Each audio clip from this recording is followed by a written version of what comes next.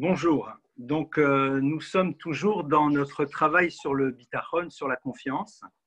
Et on va maintenant continuer à développer cette réflexion à travers l'enseignement donc de Rav Chaim Friedlander. Alors, Rav Chaim Friedlander va dire la chose suivante. Il va citer un verset qui se trouve donc dans Michelet et qu'il va développer à travers l'interprétation de Rabbeinu Yonah. Le verset nous dit « Bechol dorachecha da'ehu » dans tous tes chemins, connais-le, qui est le Créateur, « Vehu yasher ochotecha » et lui rendra encore plus droit tes chemins, tes mouvements. Rabbeinu Yonah explique ce verset à propos de la dimension du bitachon de la confiance. « Haino, bechol hadrachim va'maasim shata oseh teda takir et hakadosh baruch hu she'apoel ve'oseh » Il nous dit dans tous les chemins que tu empruntes, dans tous les mouvements d'existence qui vont être les tiens, eh bien, rappelle-toi et aie conscience que c'est le Créateur qui agit en vérité. V'lachen rak elav tzarich lifnot. Et c'est la raison pour laquelle c'est seulement vers lui qu'il faut se tourner. Ou le kavot elav shehu yatzliach adorachecha, et avoir véritablement confiance que c'est lui qui fera réussir tes chemins. Comme il y a marqué, Bechol poel asher ata tevakesh la'asot zechor et Hashem yitbarach, vekave lav latzlichacha bo, vetale bo bitroncha vehashem elipra. Dans tous les mouvements que nous allons opérer, rappelle-toi de la présence d'Hachem et mets totalement ta confiance en lui et rappelle-toi que c'est de lui que va dépendre la réussite de l'action que tu mets en place. L'ikniat amalat habitachon amaspika idia sichit. Après, Friedlander explique et dit que pour pouvoir inscrire cette dimension du bitachon de confiance à l'intérieur de nous, eh bien, il ne suffit pas juste d'avoir une démarche intellectuelle, d'avoir une vision correcte de ce que veut dire que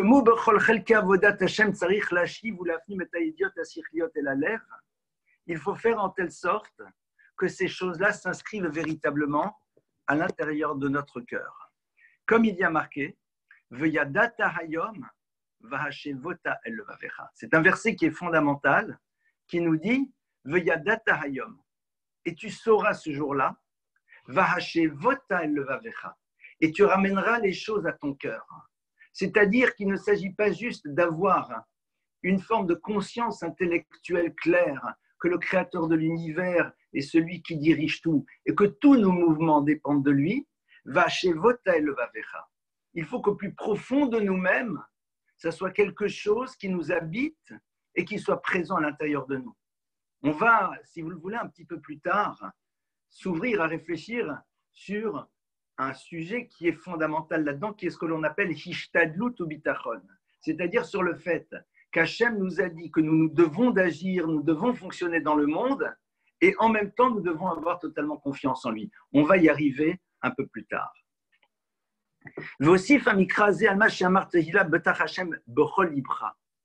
Et ce verset va nous dire aie confiance Hachem bechol lipra, dans tout ton cœur. Pourquoi?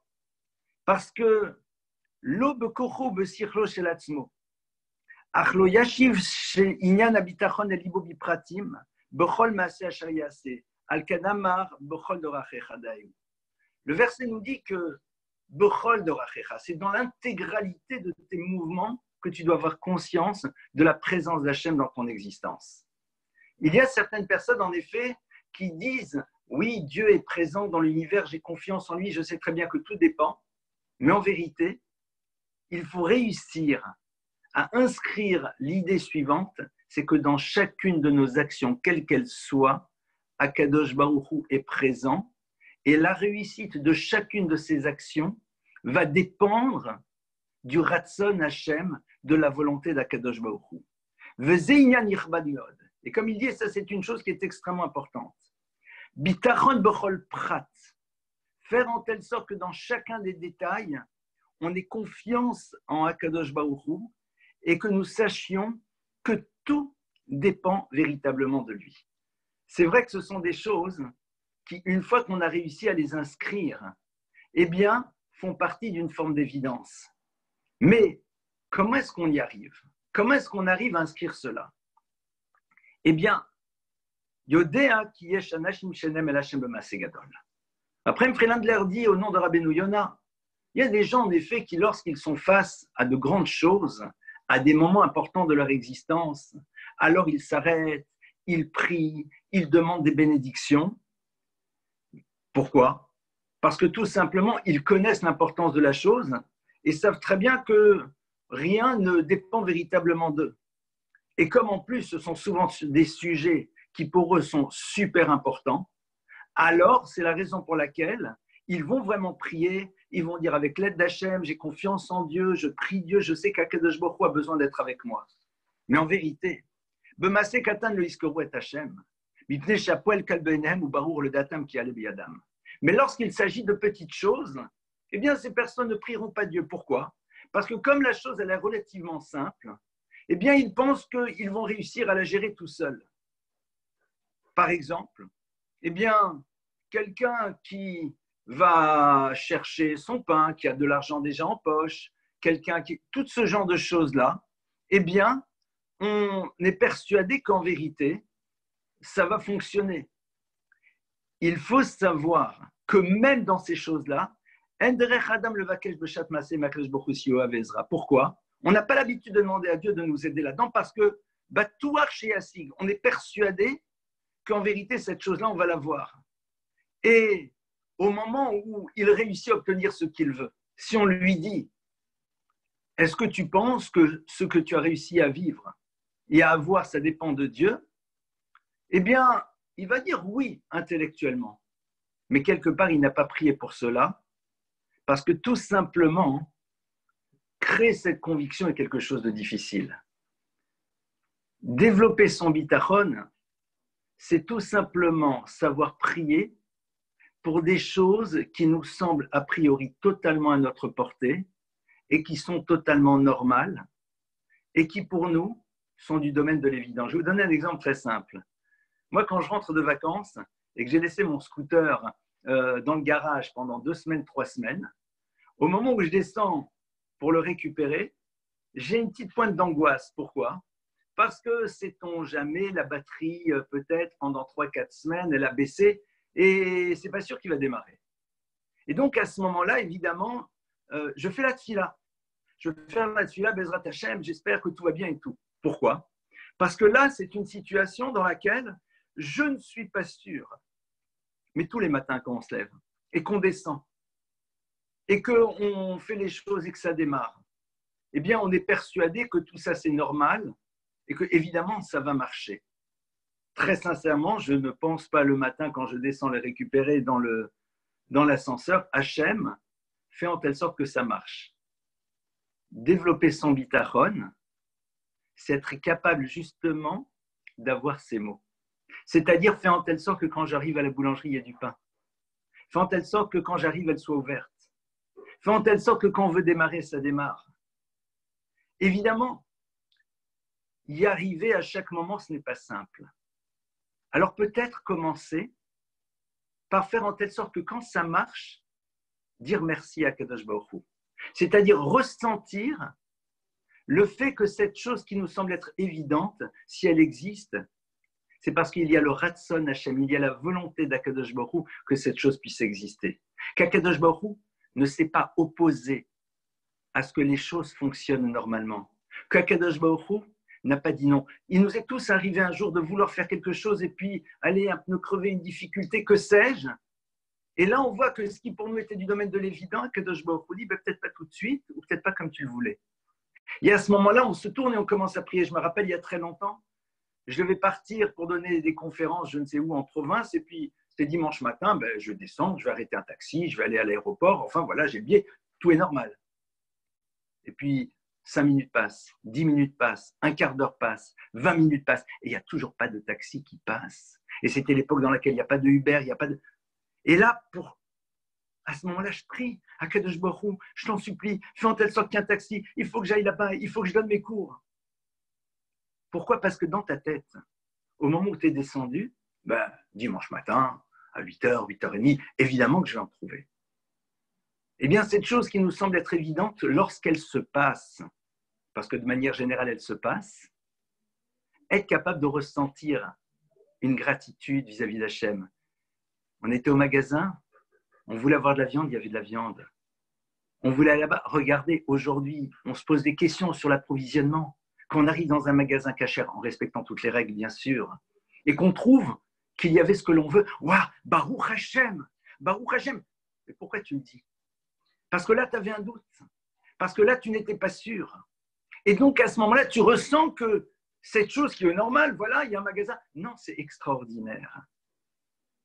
Vivre et développer son bitachon, ce n'est pas juste dans les choses extraordinaires, dans les choses super importantes. Grâce à Dieu, le rendez-vous a marché. Grâce à Dieu, telle et telle chose. Non. C'est aussi valable pour toutes les choses. Alors, bien sûr, l'idée, c'est de réussir à terme, et c'est ce qu'on va essayer de voir, à prier pour que la femme de ménage arrive, pour que les choses fonctionnent normalement.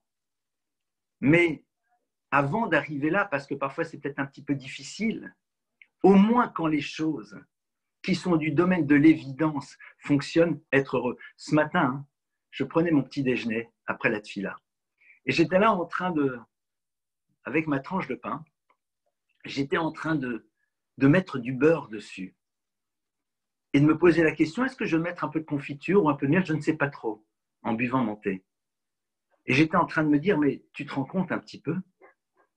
Tu es en confinement comme beaucoup, mais tu ne te poses pas la question de savoir est-ce que tu vas avoir à manger. Tu sais que tu as à manger. Mais est-ce que tu ne réalises pas que c'est extraordinaire?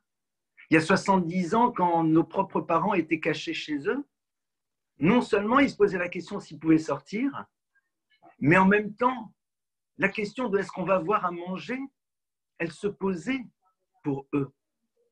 Et donc le fait que cette chose-là soit là et que ça fonctionne et qu'il y a encore des livraisons, etc., mais c'est extraordinaire.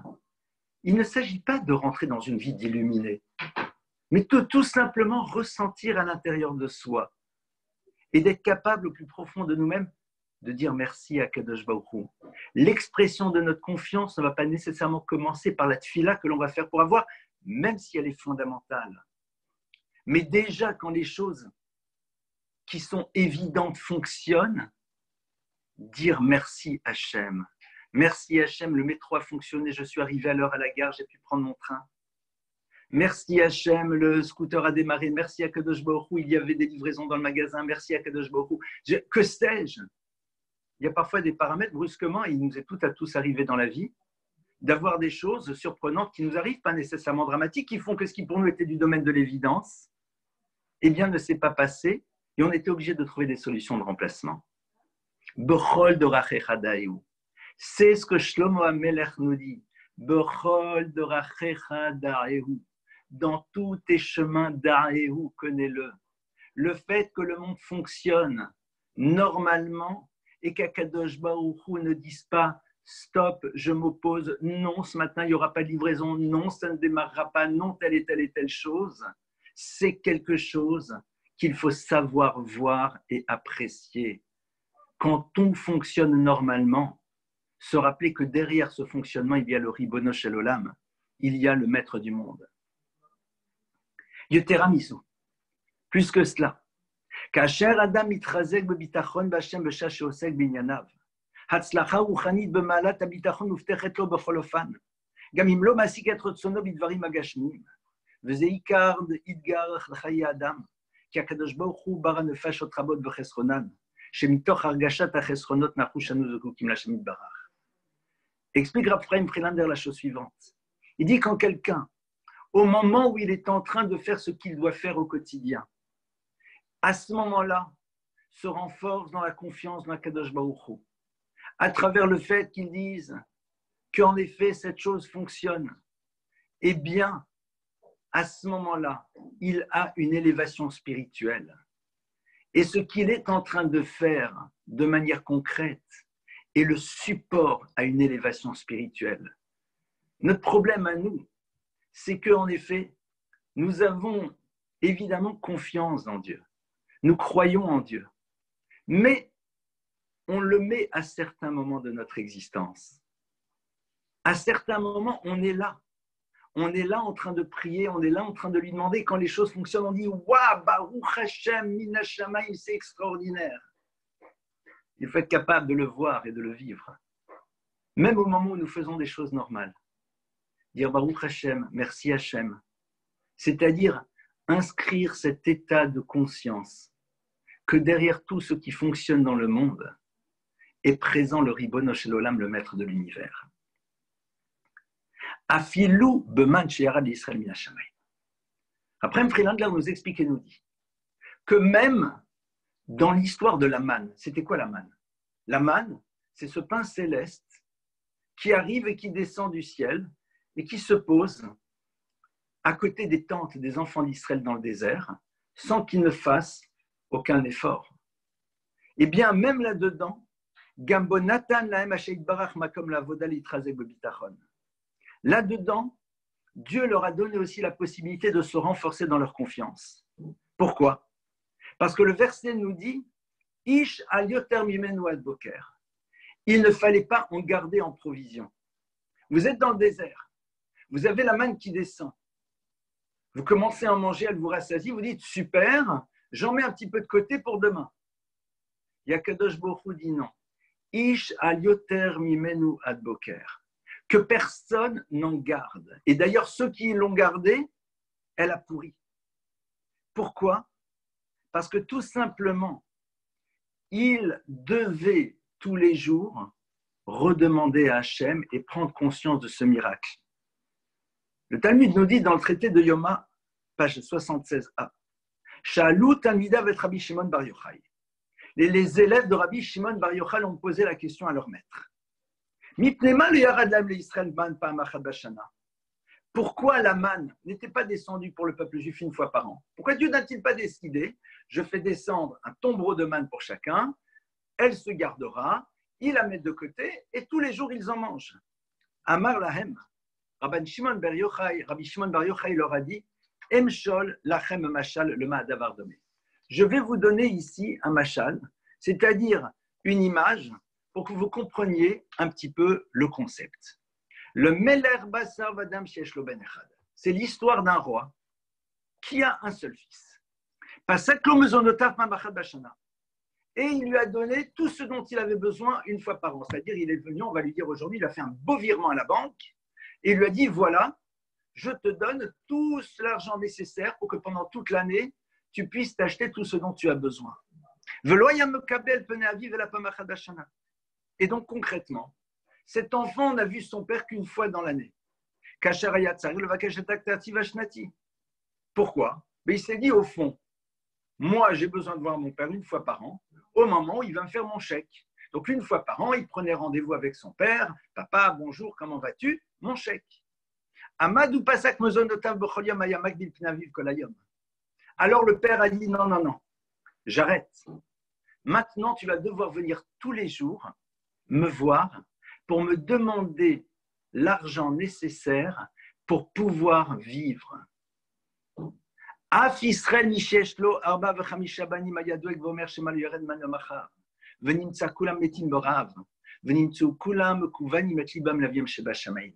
C'est ce que Dieu a fait pour le peuple d'Israël dans le désert. Hachem a dit, si je vous donne tout en une fois, eh bien vous risquez de m'oublier.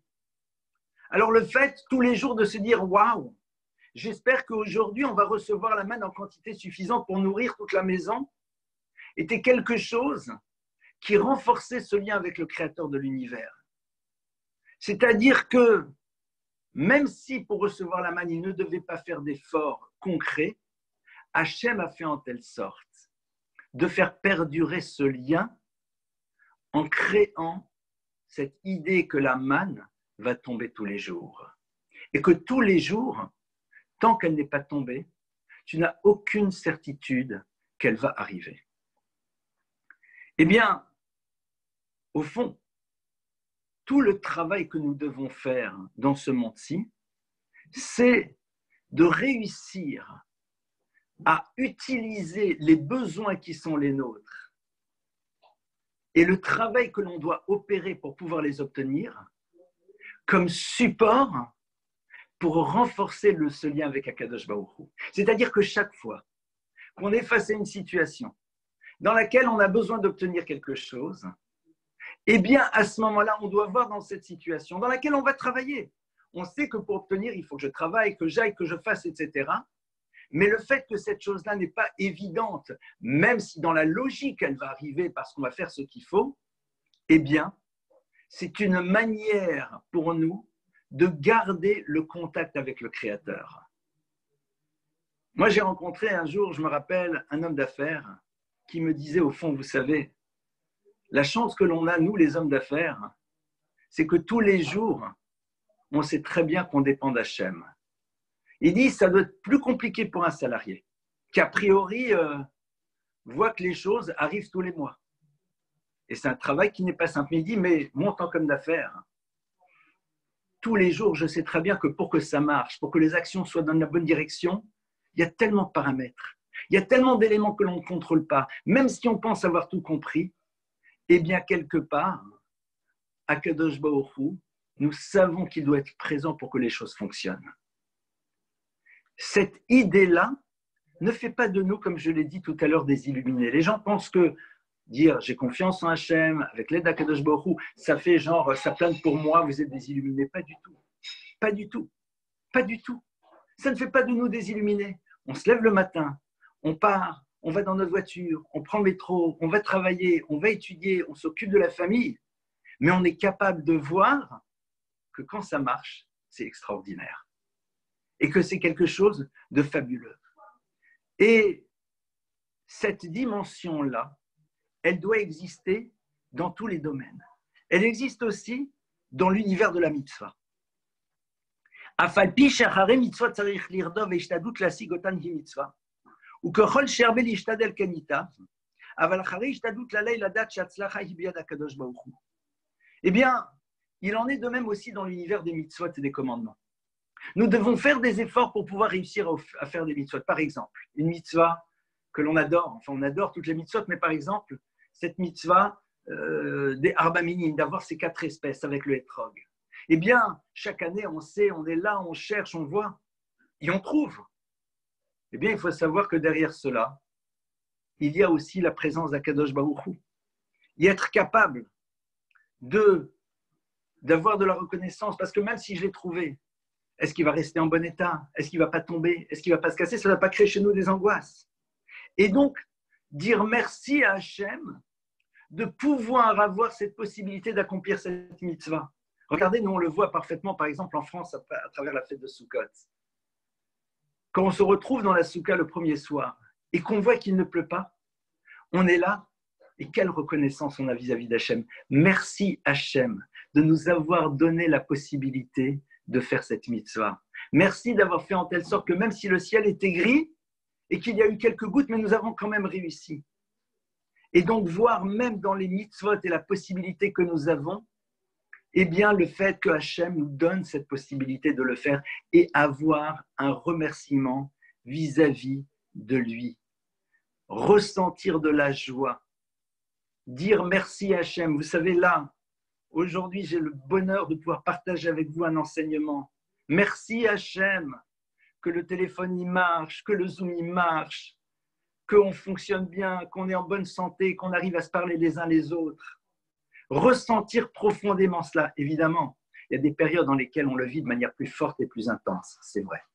Et tout notre travail, et c'est pour ça que c'est un travail de vie, c'est pour ça qu'on a vu que la notion de bitachon, c'est quelque chose qui est un travail de vie. L'expression ultime du bitachon, on la voit dans ce texte du Talmud, dans lequel un des maîtres, sa fille vient le voir et lui dit « Papa, nous n'avons plus d'huile pour allumer les bougies de Shabbat. » Et ce maître lui dit « Mais qu'est-ce qu'on a encore à la maison ?»